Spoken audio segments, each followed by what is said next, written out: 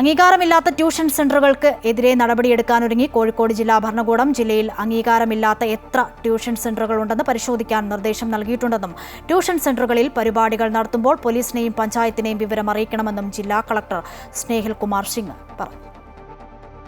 ഷഹബാസിന്റെ കൊലപാതകം വിവാദങ്ങളിലേക്ക് വഴിമാറിയതിനെ തുടർന്നാണ് ജില്ലാ ഭരണകൂടം അംഗീകാരമില്ലാത്ത ട്യൂഷൻ സെന്ററുകൾക്കെതിരെ നടപടിയെടുക്കാനൊരുങ്ങുന്നത്. ട്യൂഷൻ സെന്ററുകളിൽ പരിപാടികൾ നടത്തുമ്പോൾ പോലീസിനെയും പഞ്ചായത്തിനെയും വിവരം അറിയിക്കണം. അല്ലാത്ത പക്ഷം അവർക്കെതിരെ നടപടി സ്വീകരിക്കും. ജില്ലയിൽ അംഗീകാരമില്ലാത്ത എത്ര ട്യൂഷൻ സെന്ററുകളുണ്ടെന്ന് പരിശോധിക്കുമെന്നും ജില്ലാ ശിശു സംരക്ഷണ സമിതി ചെയർമാൻ കൂടിയായ ജില്ലാ കളക്ടർ സ്നേഹിൽ കുമാർ സിംഗ് പറഞ്ഞു. അൺഓത്തറൈസ്ഡ് ട്യൂഷൻ സെന്റേഴ്സ് നമ്മുടെ ജില്ലയിലെ ഉണ്ടെങ്കിൽ അതിൻ്റെ ഒരു പീനൽ പ്രൊവിഷൻ പഞ്ചായത്ത് ടേക്കപ്പ് ചെയ്യും, panchayat municipality corporation. And all the unauthorised tuition centres have to be close down as per the rules of the Panchayat Raj act.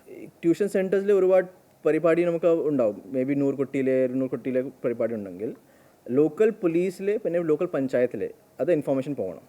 ഈ ട്യൂഷൻ സെൻറ്റേഴ്സിൽ നമുക്ക് നോക്കുമ്പോൾ ഒരു കൺട്രോൾ ഇല്ല. We are not having any control over how many tuition centres ആണ്, എത്ര കുട്ടിയുണ്ട് അവിടെ, കുട്ടികളുടെ എന്താ ആക്ടിവിറ്റി ചെയ്യാനുണ്ട്. ബിക്കോസ് സ്കൂൾസിൽ വളരെ ഒരുപാട് റെസ്ട്രിക്ഷൻസ് നമുക്ക് നോക്കി. ജില്ലയിലെ എല്ലാ വിദ്യാഭ്യാസ സ്ഥാപനങ്ങളിലും ചൈൽഡ് ലൈൻ നമ്പർ പ്രദർശിപ്പിക്കണം.